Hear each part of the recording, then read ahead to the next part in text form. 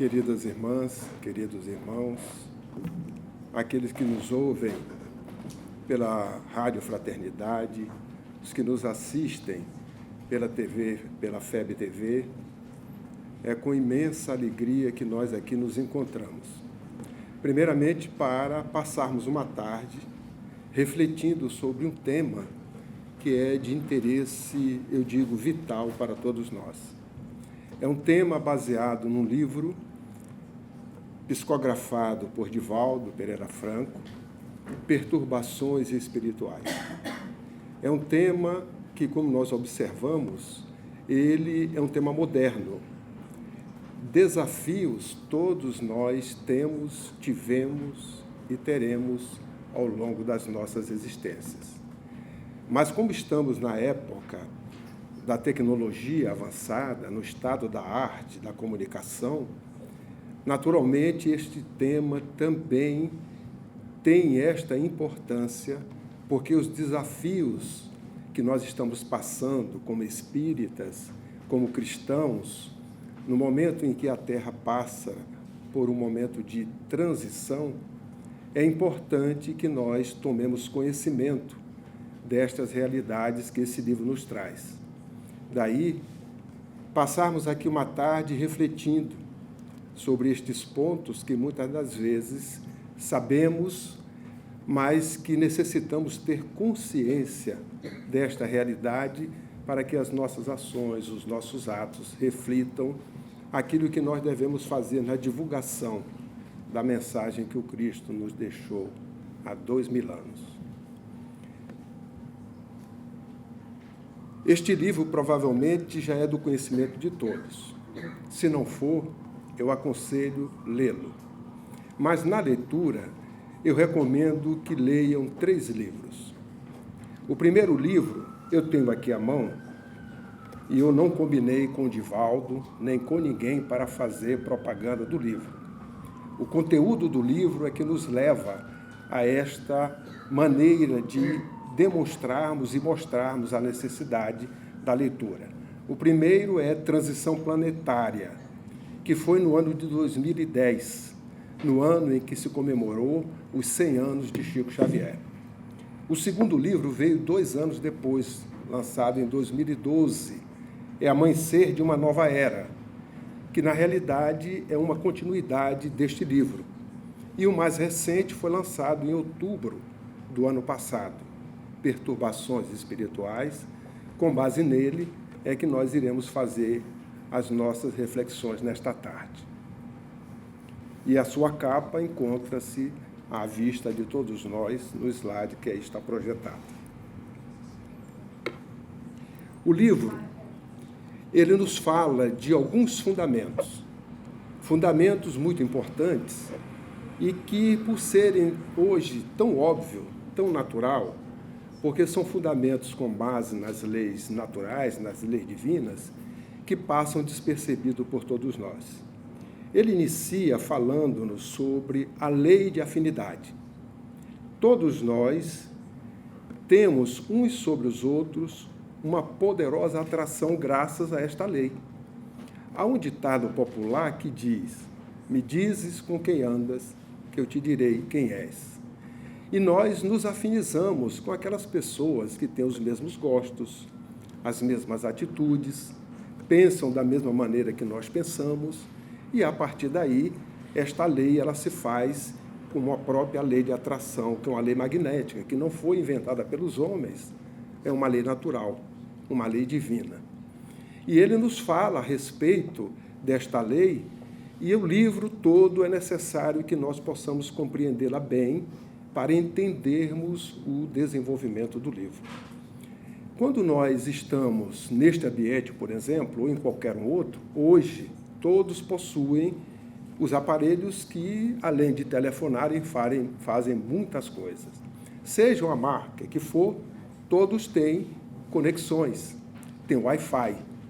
Então, nós estamos no dia, desde a hora que acordamos até a hora que dormimos, conectados, porque estamos sempre com uma ligação Wi-Fi.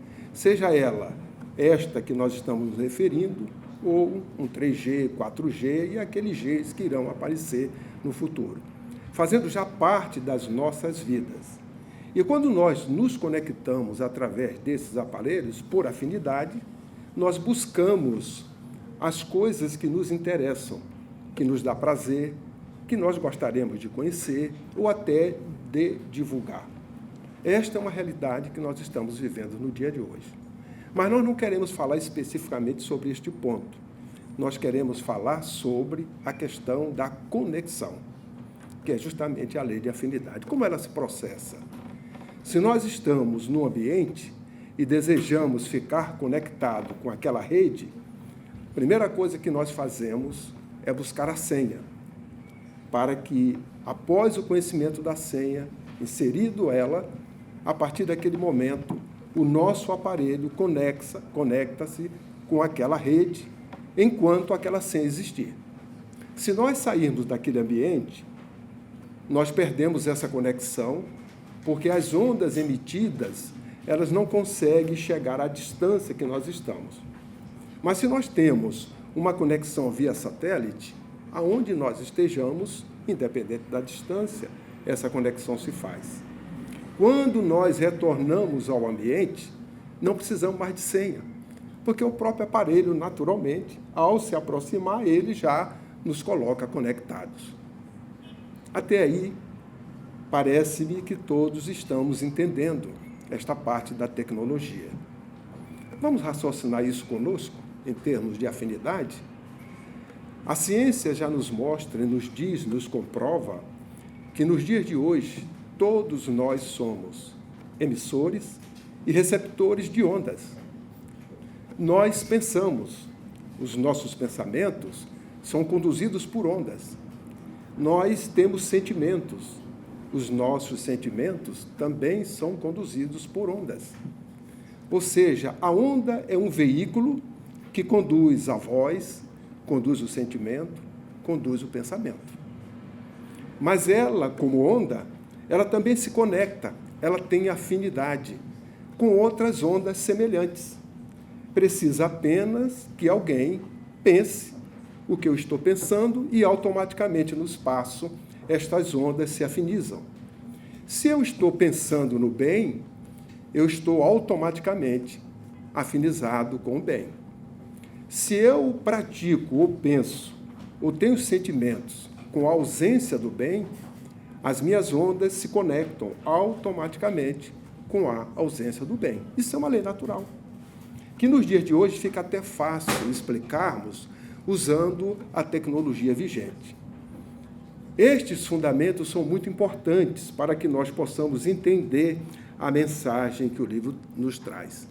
E ele nos diz que, conforme as nossas aspirações íntimas, os nossos comportamentos pessoais, cada ser respira na sua própria psicosfera. Nós nos alimentamos de tudo aquilo que nós emitimos. Se estamos num ambiente e sentimos um ambiente pesado, a psicosfera pesada, para nós estamos alimentando aquela psicosfera para que ela se torne da maneira que nós estamos percebendo. Se nós nos encontramos no outro ambiente, aonde nos sentimos num ambiente leve, tranquilo, é porque aquele ambiente está impregnado desta leveza, que ele é constituído pelos nossos pensamentos, pelos nossos sentimentos. Então vejamos que todos nós estamos imersos neste mar de ondas, e este mar de ondas influencia em nós mesmos, porque estamos respirando o mar de ondas fabricado por nós mesmos. Isso também é lógico. É um fundamento que nós não devemos perder de vista. Quando nós lemos o livro, eu comecei a lê-lo numa viagem que eu estava fazendo. Li o primeiro capítulo e observei que ele era tão importante que não dava para eu fazer o início do segundo capítulo. Voltei a ler o primeiro capítulo. A partir daí, comecei a riscar o livro nas partes que eu achava mais importante. E eu terminei lendo o livro, quando eu acabei, li por 2 vezes ao mesmo tempo. Porque a cada capítulo eu voltava e começava a marcar as coisas que eu achava interessantes. Não satisfeito, depois que eu marquei as coisas que eu achava interessante, e com a visão da minha formação profissional, eu verifiquei que estava diante de princípios aonde havia um conflito, uma guerra, interesses diversos, e a partir dali comecei a selecionar pontos diante de algumas observações que eu destaquei como sendo pontos importantes. A partir daí comecei a fazer essa seleção, dei-me conta, quando terminei, que tinha mais de quase 200 slides, porque eu gosto de fazê-los para mim mesmo, para as minhas reflexões. Comentando isto como amigo, lá na federação, ele pediu para que nós falássemos e conversássemos sobre o assunto, e daí o resultado destes módulos que nós estamos agora aqui passando. Tudo que está escrito aqui, não há uma palavra que seja minha. São palavras retiradas do livro para que nós, com estas palavras, façamos as nossas reflexões com base nestes fundamentos que nós falamos anteriormente. Então, o livro nos fala sobre causas das perturbações espirituais. E ele nos cita que a ignorância suprema dos espíritos infelizes é uma das causas das perturbações espirituais. Porque eles ignoram e lutam de maneira inglória contra o Mestre, contra a mensagem que ele trouxe à humanidade. Porque ele nos trouxe uma boa nova, uma boa notícia. Jesus foi o grande revolucionário. Tão importante a revolução que ele fez, e ele fez durante um curto espaço de tempo de 3 anos apenas. E Jesus marcou tanto que a humanidade conta a era antes e depois dele.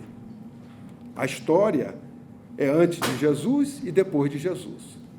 Só este fato é significativo para que nós reflitamos com mais profundidade a personalidade crística deste Espírito que nada escreveu e durante 3 anos marcou a humanidade a ponto de 2000 anos depois estarmos ainda procurando entendê-lo e estudá-lo. O grande problema que todos nós temos foi o condicionamento ao longo destes milênios que tivemos sobre Jesus. Porque nós conhecemos Jesus ensanguentado, Jesus crucificado, o Jesus da paixão, para que nós tivéssemos dó, porque ele sofreu para nos salvar. Mas quando nós observamos a personalidade crística, a sua mensagem, e verificamos que este fato da paixão, da crucificação, é apenas uma passagem da sua vida, aonde daí retiramos também ensinamentos muito profundos, modifica. Nós aceitamos e verificamos e descobrimos um outro Cristo, um outro Jesus que até então não aparecia para nós. Então, nós devemos lembrar disto, compreender, e há muitos espíritos que não entendem, daí as suas lutas em glória contra a mensagem que Jesus nos trouxe. Ira, inveja, ódio, faz parte daqueles adversários, especialmente destes adversários da verdade. Porque Jesus nos trouxe verdades. Jesus não criou nenhuma religião. Jesus falou-nos que se as verdades que ele trouxe, que não eram deles, porque essas verdades são do Pai, eternas, perenes, se nós conhecêssemos essas verdades, nós nos libertaríamos. Então, os que são contra o Cristo e que são causas de obsessão, seja individual ou coletiva, são aqueles que têm ira contra estas verdades, porque não as admite como tais. O outro aspecto que também o livro nos ressalta como causa é o sentimento de ameaça, que essas pessoas nutrem, esses espíritos nutrem, em virtude do crescimento dos adeptos do Consolador. Olhem só, Jesus, ele começou o seu messianato sozinho. Poderia fazer tudo sozinho. Entretanto, ele escolheu 12. na diversidade dos 12, que é do seu colégio apostolar, que nós conhecemos. Dentre eles, um que ele sabia que iria traí-lo, um que ele sabia que negaria sempre, só acreditaria vendo, e o outro que o negaria 3 vezes, como assim ele previu. E cada um com a sua característica. Escolheu, inclusive, aqueles que eram odiados pelos demais porque cobravam impostos. Não era bem aceito com a sociedade. E trabalhou com eles já nos dando exemplos de nós podermos conviver com as diversidades, buscando a unidade de um princípio maior. Mais tarde, ele preparou esses apóstolos e preparou 70, para que estes 70 pudessem sair divulgando a sua mensagem. Saíram, voltaram exitosos, alegres, satisfeitos, porque tinham cumprido a sua missão, inclusive curado, como Jesus havia prometido. Depois da sua ascensão, existem os 500 da Galileia. Hoje, 2000 anos, a Terra tem em torno de 7 bilhões e algumas frações de habitantes. Somos bilhões de seguidores do Cristo. Que homem é este? E no início, todos aqueles que seguiam a doutrina cristã foram trucidados, foram mortos, foram comidos pelos leões, seus corpos queimados nas fogueiras, dilacerados, simplesmente por responder a uma questão: és cristão? Sou. No dia seguinte, estava passando por um holocausto. Então, este crescimento incomoda aqueles que não desejam o crescimento da mensagem de Jesus, que é a única renovadora para todos nós. Um outro aspecto que nós, espíritas, devemos pensar bastante é a incoerência. Nós falamos, mas nem sempre agimos em conformidade com o que falamos. Falamos muitas vezes e pregamos tolerância, a necessidade do perdão, a gentileza da caridade, mas na prática, no dia a dia, nós não agimos com esta coerência. E isto é causa destas influências que estes espíritos procuram atuar e influenciar em cada um de nós ou coletivamente. Outro aspecto são os comportamentos que nós temos com semelhantes. Muitas das vezes já vamos com o nosso intelecto, com o nosso pensamento, com o nosso sentimento armado para aquilo que o outro poderá nos dizer, ou para as ações que o outro pratica, ao invés de sermos aqueles que estejamos com os braços e as mentes abertas para ouvirmos o que o outro diz, que muitas das vezes aquele outro está nos trazendo algo que é do nosso interesse, mas a nossa reação, a priori, de sermos contrários ao que diz ou ao que faz, esta é uma razão também de obsessão, de causa que poderá nos trazer ser objeto das influências daqueles que não desejam que a verdade possa graçar e crescer nas mentes e nos corações dos homens. Um outro aspecto também que o livro nos cita alertando é o desvirtuamento da finalidade da casa espírita, que tem um objetivo de estudar, de divulgar, de praticar, sobretudo, os ensinamentos espíritas, mas pervertem, fazendo com que a casa espírita fosse um clube, um local de lazer, um local onde as pessoas ali se encontram, mas as suas conversas, aquilo que falam, aquilo que dizem, não fica coerente com a psicosfera de uma casa de oração. Por isto que nós devemos, no ambiente onde nós vamos para orar, ter pelo menos o respeito da manutenção da psicosfera, já que nós nos alimentamos dela.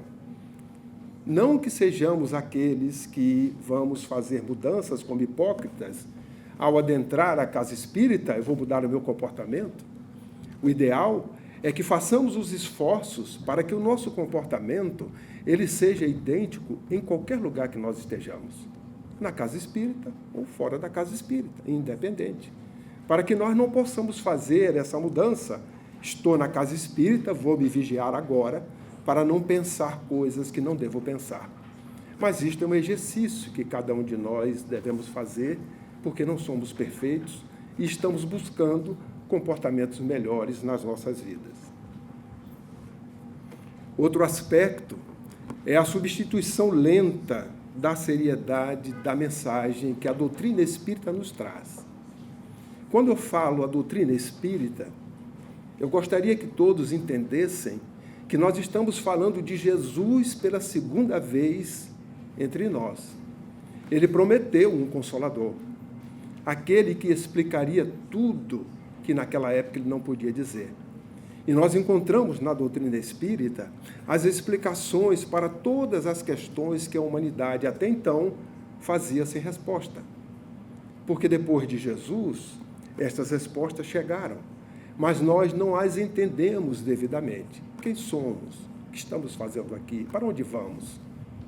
De onde viemos? Quais as causas dos sofrimentos, das dores, das alegrias? Os porquês que a humanidade faz? A doutrina espírita, de maneira racional, nos explica, fazendo-nos ter um consolo diante desses questionamentos que, muitas das vezes, sem uma resposta lógica, uma resposta adequada, nos conduz a comportamentos que nós continuamos a sofrer por não termos a compreensão do próprio sofrimento, que entendemos que é uma dádiva que o Criador coloca à disposição da criatura, para que ele possa, assim, a criatura crescer. O livro nos fala sobre a questão dos relacionamentos de ocasião, que terminam com rupturas e com situações de um relacionamento amoroso dentro da casa espírita. Porque o livro nos fala da oportunidade que um diretor de uma casa espírita teve de receber no atendimento fraterno, no atendimento que se faz normalmente na casa espírita, uma jovem que estava em conflito, com problemas. E ele também tinha seus problemas. Em casa, não estava muito bem no relacionamento familiar com a esposa, meio fragilizado sentimentalmente.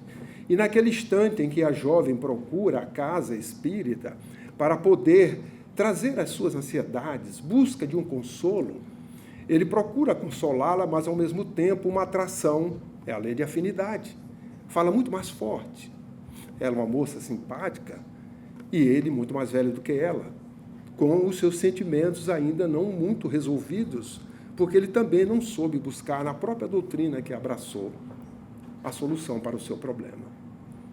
Este relacionamento foi se intensificando a ponto de haver um relacionamento mais aprofundado e a moça engravida. Ele casado, diretor de uma casa espírita, o escândalo formado. Por influências também espirituais, que encontrou neles, diante de uma afinidade muito forte, que não era para ter aquele comportamento, porque aquele reencontro era justamente para que se transmutasse um sentimento não voltado para a sensualidade, mas para que aquele amor pudesse ser transmutado num amor sincero, num amor caridoso, porque ambos no passado tinham sido amantes. E aquela jovem vinha em busca de um consolo, para que ela pudesse entender, e encontrando nele um pai. Mas esse sentimento foi muito mais forte, e ambos não souberam vencer. Por isto que nós devemos lembrar de Paulo. Tudo me é lícito, mas nem tudo me convém. Nós temos muitas responsabilidades, porque estamos falando em nome do Cristo. Estamos agindo com um propósito para a nossa própria melhoria espiritual.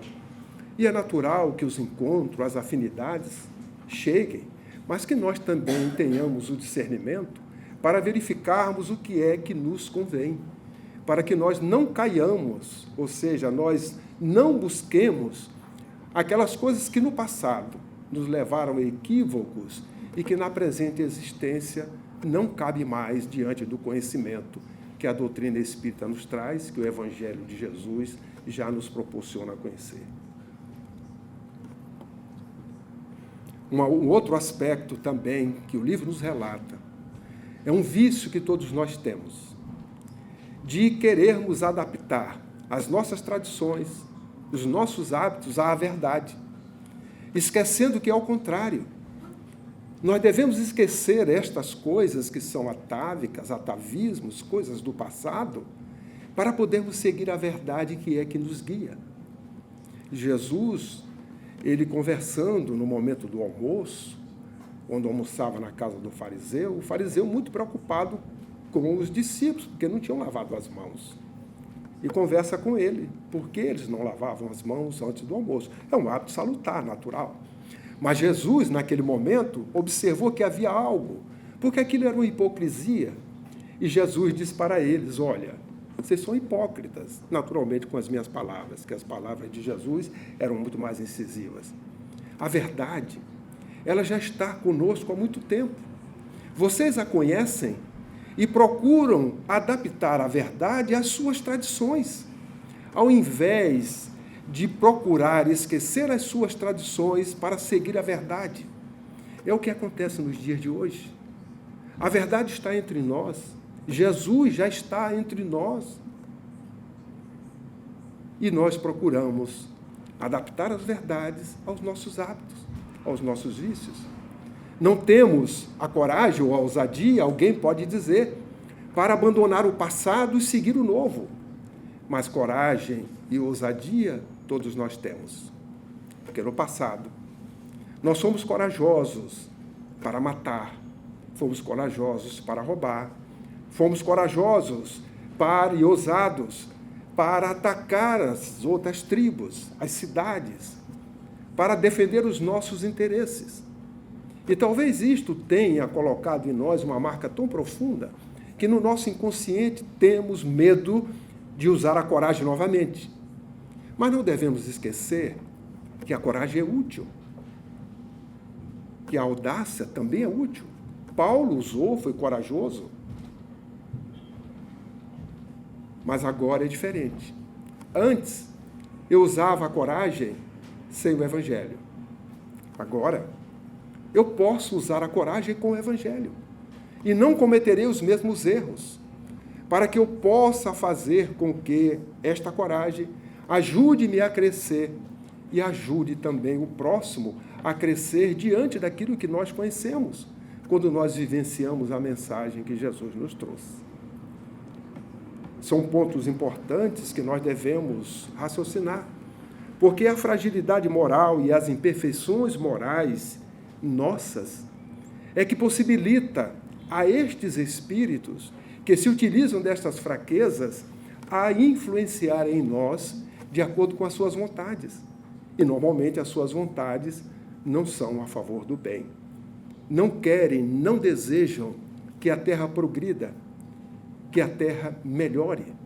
Se a Terra melhorar um pouquinho, eles não encontrarão uma psicosfera para conviverem e viverem nessa psicosfera que se alimentam, porque houve um progresso. Daí as reações que todos nós encontramos e estes ataques, que são os desafios modernos que nós estamos verificando, diante de espíritos que ao longo de milênios, centenas de anos, foram se aperfeiçoando nesta técnica de convivência conosco e de influência individual e coletiva. Depois de nós verificarmos estas causas, estes pontos, o livro também nos fala dos adversários do Cristo. Quem são esses adversários? Porque nós já sabemos as causas. A questão da influência, da própria afinidade. Agora, quem são esses espíritos? São carrascos de si mesmo.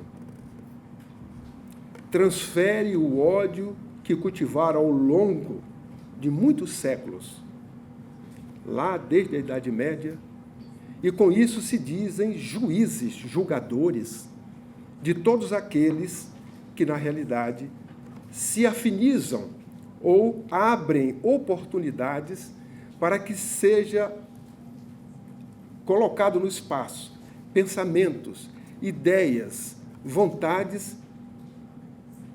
que não sejam o próprio bem. Naturalmente, se afinizando, conectando com eles, E normalmente nós assim fazemos. Praticar o bem é viver com Jesus. E é muito difícil para nós viver com Jesus. Eu faço um desafio a todos, espero que façam. Lembrem de mim depois, porque eu não estarei para receber a resposta. É que façam a experiência de acordar um dia, pode ser amanhã, e diga assim: eu vou viver o dia com Jesus. Se alguém já sabe que não vai viver o dia, estabeleça as horas. Eu vou viver 3 horas com Jesus a partir de agora. E verifique se chega às 3 horas. É um desafio bom, para que nós possamos entender a dificuldade. Não é que seguir Jesus seja difícil porque ele é difícil, ou chegar a ele é difícil. Chegar a ele é difícil porque nós mesmos nos desviamos do caminho. E o retorno para o caminho que é Jesus, nós vamos percorrer o mesmo caminho que nós mesmos traçamos no desvio. Por isso que ele é pedregoso. A porta é estreita, porque a porta do Cristo, ela é larga. É uma porta que nos acolhe, é sinalizada, nos indica as velocidades que nós devemos andar, avisa com antecedência as curvas perigosas que terão, nos facilita, tem pontos de apoio. Quando nós saímos dessa estrada, nós entramos numa estrada vicinal, ou seja, uma estrada secundária, que não tem todo esse apoio, tem dificuldades. E quando nós descobrimos que saímos da estrada, nós temos que voltar. É quando nós nos desviamos das leis divinas. O Livro dos Espíritos nos fala, em uma das suas perguntas, que fala sobre as leis naturais. É a pergunta 614. Ele nos fala de que as leis naturais são perenes, são eternas, são leis divinas, e que todos nós somos infelizes porque desviamos-nos destas leis. Mais tarde, em pergunta subsequente, os Espíritos afirmam que, além do desvio, nós esquecemos e abandonamos estas leis. Por isso que a misericórdia do Pai, olhando-nos, nos mandou um emissário, o Filho mais dileto, para que fizessem com que nós lembrássemos das leis que nós tínhamos abandonado, apesar de elas estarem escritas na nossa consciência. E a partir daí nós tivemos entre nós Jesus para fazer esse papel. Por isso que ele é o modelo, ele é o guia. E nós espíritas sabemos que é o governador deste orbe, que segundo a ciência tem 4,5 bilhões de anos de existência. Só este número é suficiente para nós termos um respeito ao Cristo. Porque se naquele momento da criação da Terra, e a teoria do Big Bang, a teoria mais próxima da realidade,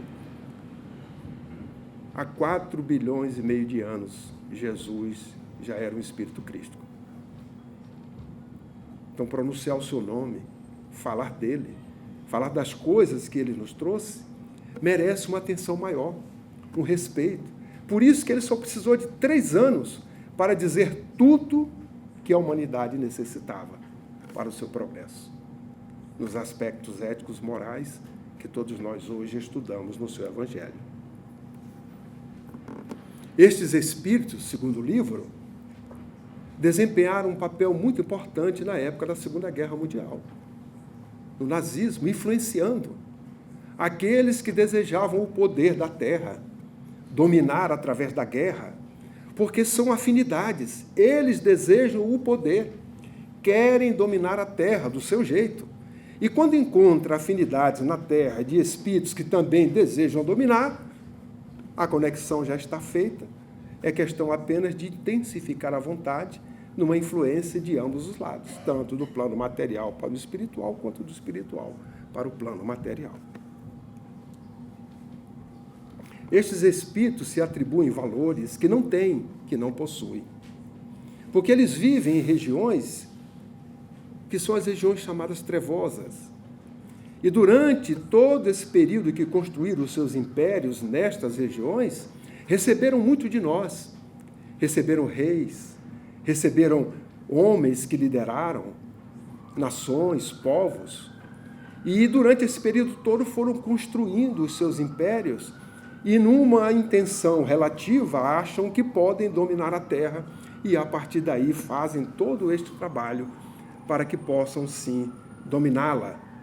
Só que nós sabemos que o Cristo e que o bem sempre vence.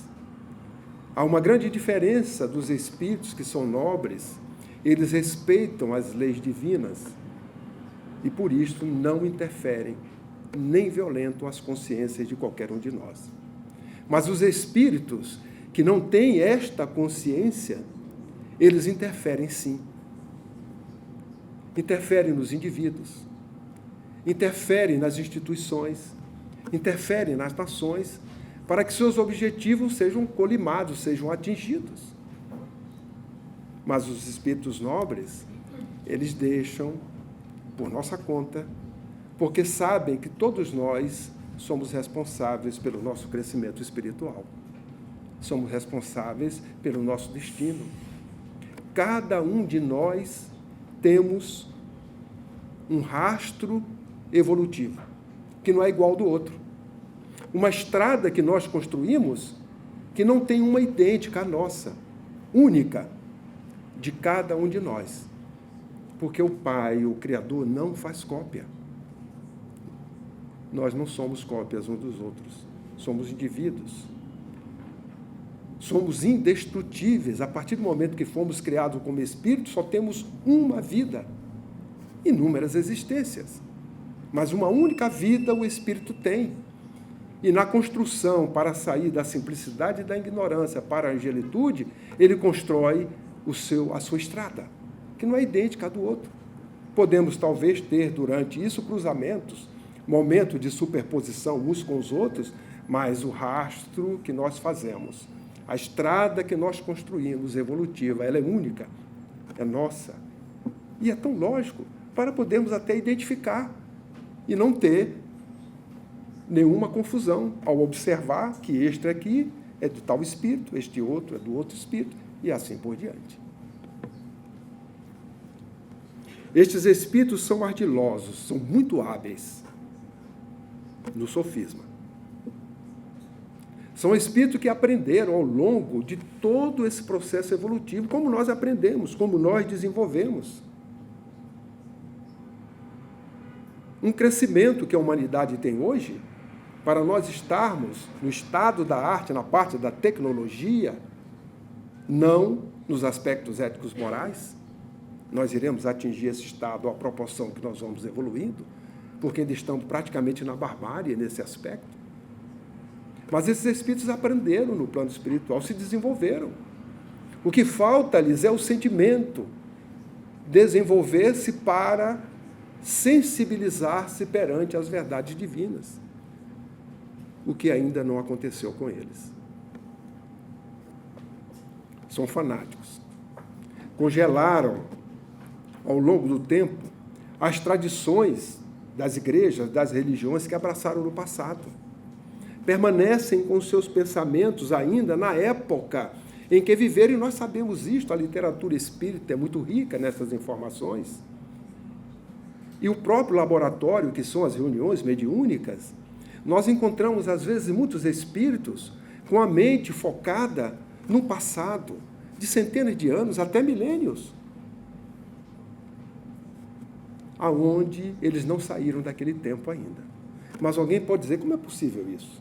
O espírito ficar tanto tempo? O tempo é relativo. Para nós, hoje, que já temos aqui a maioria, uma certa idade, e quem tem 30 anos, 5 anos, passou rápido 5 anos. Quem tem 70, 20 anos, mas foi ontem. Quando desencarnar, uma encarnação durou 150 anos, que dizem que um homem de 150 anos já nasceu. Não é? Então, este homem, quando chegar no plano espiritual, passou 150 anos, um átimo, depois que passa, porque o tempo é relativo.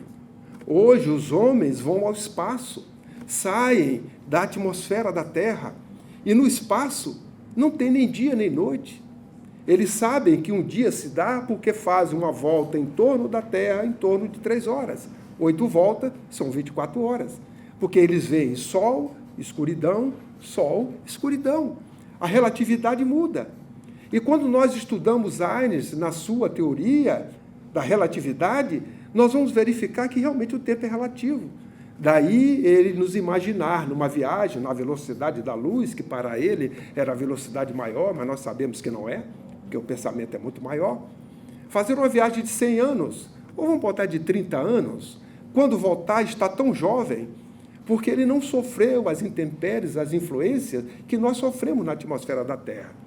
E se quando ele saiu, o seu irmão tinha 10, ele volta depois, 40 anos depois, e ele volta com muito mais jovem do que o seu irmão que aqui ficou na Terra. Então tudo isso é relativo.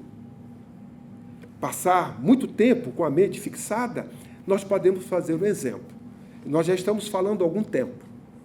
Eu duvido que todos que estão aqui estão atentos ao que eu estou falando e não perderam um minuto do pensamento de tudo que está acontecendo. Em algum instante, algum de nós, alguma coisa nos preocupou e pensamos naquela coisa. Quando nós pensamos, nós não estávamos aqui. Se pensamos durante 5 segundos, foi 5 segundos perdido. Se pensamos durante 1 minuto, 1 minuto perdido. Mas para nós foi tão rápido, porque onde está o nosso pensamento, nós estamos. E esses espíritos podem permanecer o tempo que desejarem, fixado em um momento, em uma realidade, que o tempo passa e eles não notam. Daí esta fixação e continuarem fanáticos, porque estão vivendo uma época que não é mais a época que nós estamos vivendo. Um outro grande problema é quando nós enfrentamos a nossa própria consciência. Não fugimos disto. Mas cedo ou mais tarde, a nossa consciência nos conduz a raciocinar do que fizemos diante das verdades divinas, a qual todos nós somos destinados. E aí a nossa consciência entra em conflito, porque verificamos que fizemos algo que não deveríamos fazer. E isto bloqueia o nosso pensamento. Faz-nos ficar parados no tempo. São realidades que estes espíritos ainda permanecem em conflitos, mas não querem sair do conflito, ao contrário, reagem e querem matar os adversários, criar problemas para os adversários, ao invés de saírem daquela realidade para poder entender um contexto maior, que é justamente o conhecimento das verdades. O livro é muito rico e muito reflexivo para todos nós. Estes espíritos, eles vivem num mundo aonde este universo criado por eles mesmos, porque ali está instalado ainda em si a vaidade, o orgulho, o desejo de poder, a vingança de alguma coisa que ao longo das suas encarnações o marcou bastante, e eles, altamente inteligentes,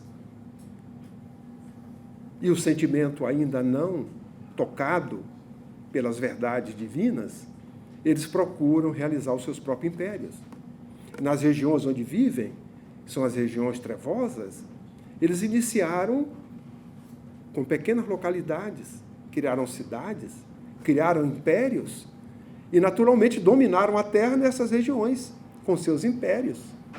E, a partir de agora, nesse momento de transição, eles estão observando que existe algo mais, e daí saírem das suas regiões para outras regiões, trazendo a todos nós situações difíceis. Nos diz Bezerra de que este momento de transição planetária que nós passamos já foram avisados nas regiões espirituais de que este momento é inevitável.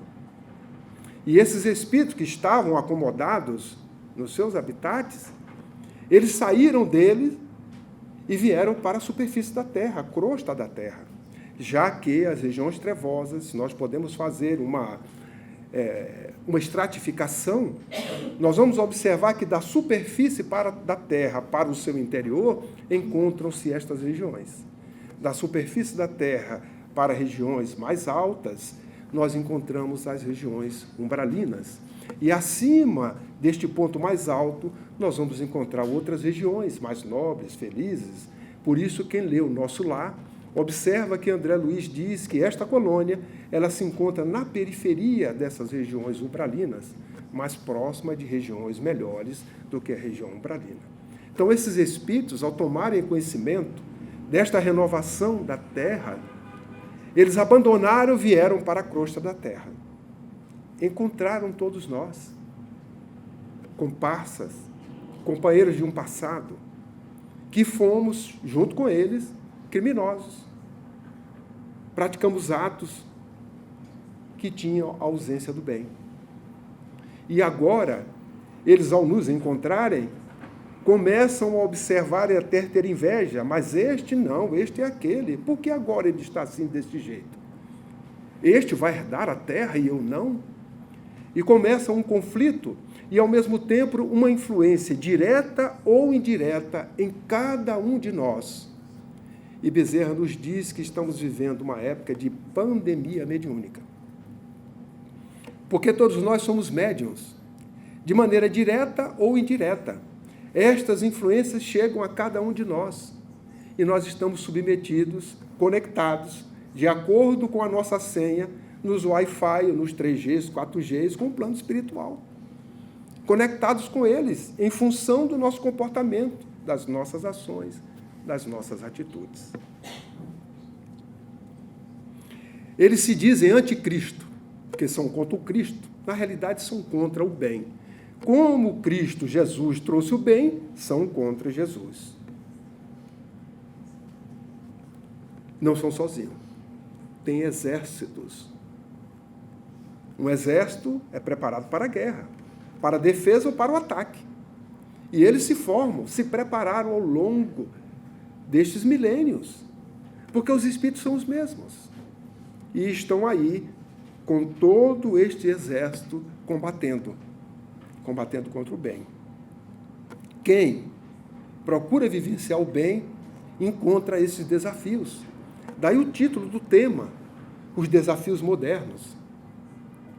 No passado, nós tivemos outros desafios, também contra o bem, aqueles que lutaram contra o bem. Nos dias de hoje, os desafios têm toda a sofisticação, que é a tecnologia que está ao nosso dispor e o conhecimento, na dimensão que nós nos encontramos, também no plano espiritual. Eles dominam essas tecnologias.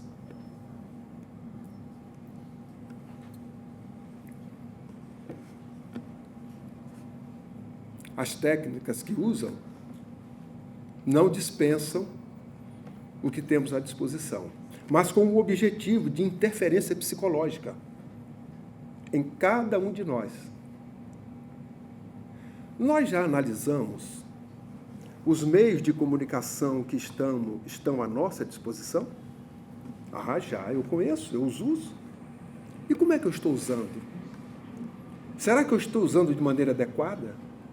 Será que eu estou usando o discernimento?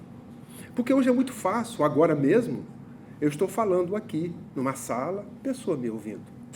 Mas o mundo inteiro poderá estar me ouvindo, já que temos uma FEB TV, web, e se tiver pessoa em qualquer lugar da Terra que conecte a esta onda, vai estar nos ouvindo aqui. A mesma coisa uma rádio. Mas uma rádio web. Essa rádio também poderá ser ouvida em qualquer lugar no mundo, até pelos astronautas, se eles desejarem conectar-se numa onda como essa, para ouvir alguma coisa. Então, nós estamos diante de momento em que as interferências, elas existem. E as interferências psicológicas desses espíritos, eles se utilizam desses recursos. Por exemplo, recebo uma mensagem que alguém me fala de uma outra pessoa e me fala que essa pessoa é muito boa, das melhores referências. Eu peguei aquela mensagem, que bom, faço a mensagem, passo para outro. Num aperto de dedo, a Terra inteira conhece aquela pessoa como sendo boa. Não é verdade? mas eu não analisei se ela é boa. Alguém me disse e eu peguei e passei. Se a pessoa que passou aquela informação, de repente, depois que eu passei para os outros, diz assim: ops, desculpe, errei a mensagem. Não era esta pessoa que é boa, não, é outra. Como é que eu vou fazer? Volta todo que passou por aí? Olha o estrago que acontece. Se nós fizermos análises mais aprofundadas, estes meios são muito bons, são úteis, devem existir, faz parte do progresso.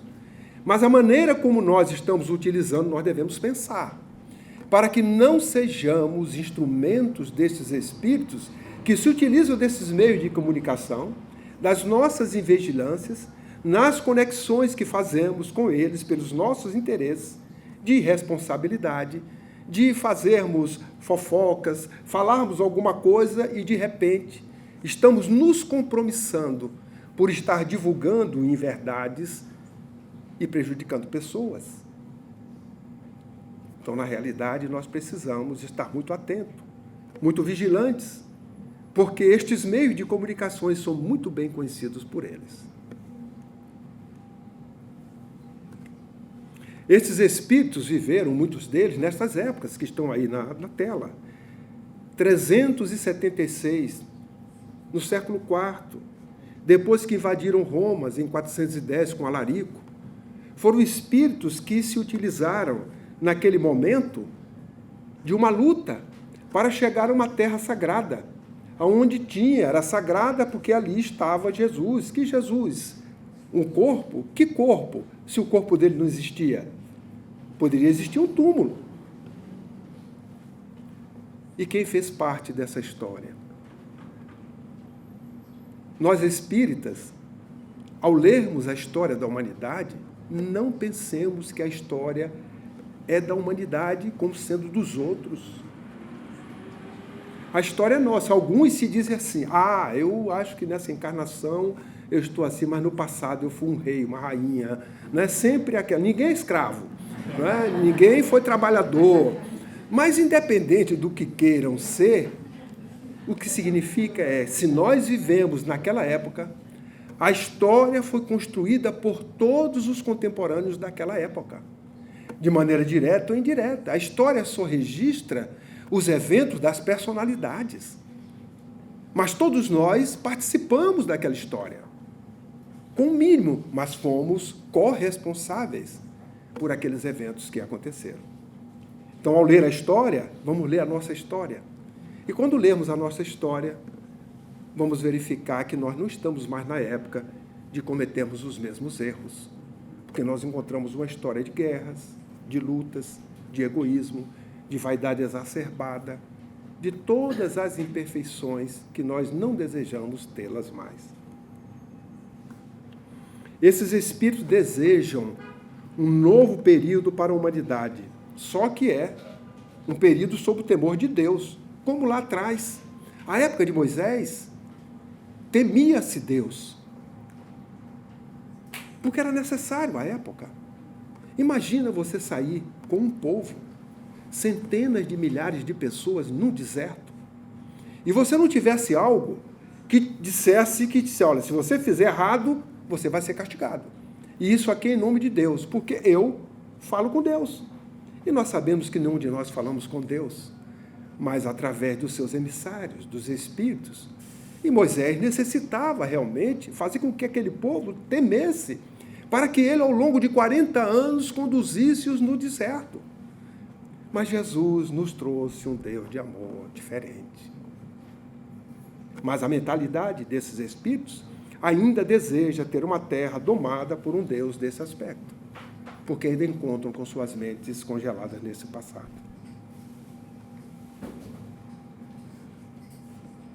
Eles desejam decadência da terra. Por que decadência? Porque na decadência é sinal de que eles são vitoriosos. Eles não querem o progresso, o bem, porque se progredir, como dissemos, um pouco, não encontrarão condições para viverem na terra.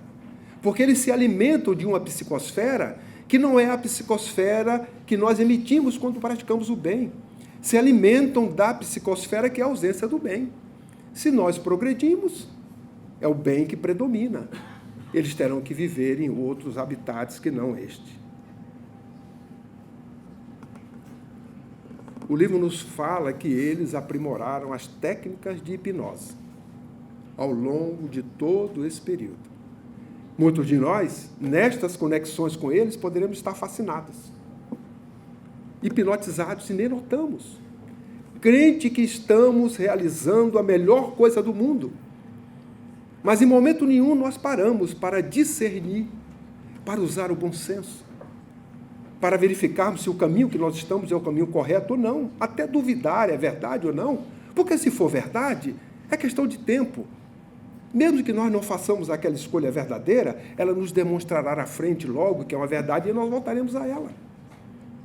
Mas se não utilizarmos o discernimento, nós estaremos caminhando sob o jugo desses espíritos e sob estas influências que são, para cada um de nós, hipnóticas.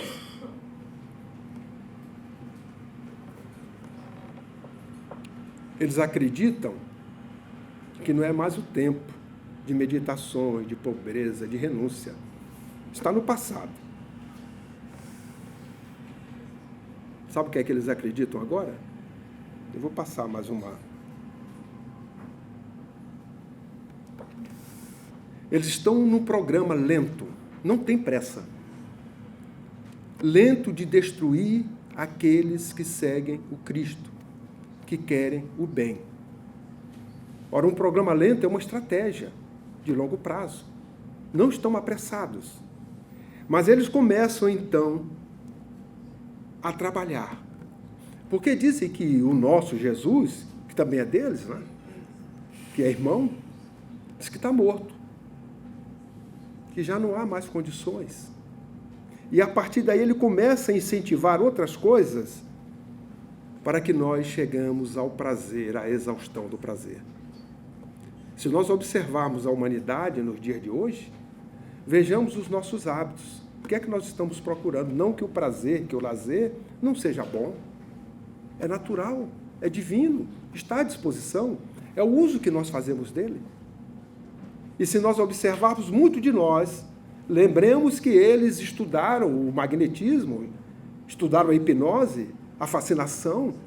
Poderemos estar fascinados diante do culto às coisas materiais, talvez até ao próprio corpo. Não que o corpo não deva ser tratado, não deva ser cuidado, mas muitos de nós estamos entrando em alguns processos que o discernimento talvez nos fizesse continuar fazendo o que estamos fazendo, mas com mais prudência, com equilíbrio, já que o equilíbrio está na harmonia dos opostos, e muitas das vezes nós estamos em um desses opostos. Eles dizem que o momento agora é para desfrutar, de usufruir. E quem deseja desfrutar, usufruir, alimentar os sentidos, estão conectados com quem? Com eles. E eles vão potencializar estes gostos que nós alimentamos. Seja no alimento mesmo, alimento para a nossa subsistência, seja na sensualidade, seja no jogo, seja no lazer. É necessário que tudo tenha equilíbrio. Eles lutam contra o amor e a solidariedade. A solidariedade é uma lei natural. Somos solidários uns com os outros. Um filho rico, filho de um pai rico, chegou para o pai em determinado momento como sendo independente, porque tudo que ele queria, ele tinha. Tinha os recursos materiais. Mas o pai era sábio. Observou essa atitude do filho, que já estava crescendo com esta imagem, chamou-o e perguntou: meu filho, esta camisa que você está usando? Ele falou: eu comprei, papai. Você já imaginou? Quem fez essa camisa? Ah, não me interessa, eu tenho dinheiro, eu compro. Mas vamos fazer uma reflexão. E começou a chamá-lo. Para você vestir esta camisa, alguém a fez. Ah, fez, papai. Como? Pegou o tecido. E o tecido? Aí ele foi levando até o agricultor, até a seda, até aquele início do trabalho, até chegar uma camisa. E mostrou para o filho que, mesmo que ele tenha dinheiro, se não tivesse essa cadeia, ele podia ter o dinheiro do mundo, ele não compraria a camisa. O homem mais rico do mundo, no meio do deserto, dará sua riqueza toda por um copo de água. Porque se não tiver um copo de água, ele morrerá. Então, todos nós somos solidários. Precisamos uns dos outros para que nós possamos, por isso que todos são importantes. Não há trabalho maior ou menor. Há trabalho. Porque aquele que varre, aquele que limpa, não é mais importante do que o dono da empresa, nem o dono da empresa é mais importante do que ele. Estejamos nós, numa cidade como esta, e alguém não tira os lixos das ruas, que todos os dias nós botamos. Precisa muito tempo. Mas aqui, até tirar o lixo é status. Porque tem tecnologia. Caminhões maravilhosos, não é? Que faz tudo automaticamente. Mas há locais que se faz isso de maneira manual. E as pessoas talvez não tenham ainda a escolaridade devida, porque não precisa dirigir um veículo que tem que ter um determinado conhecimento, uma determinada escolaridade. Mas o trabalho é o mesmo. É fazer a limpeza, ajudar ao próximo, para que as coisas fiquem nos seus devidos lugares, nos lugares apropriados. Nós vamos dar um intervalo, né, que estamos agora praticamente da hora que nós começamos, 1 hora, para descansarmos no tempo previsto, depois nós retornaremos. Muito obrigado.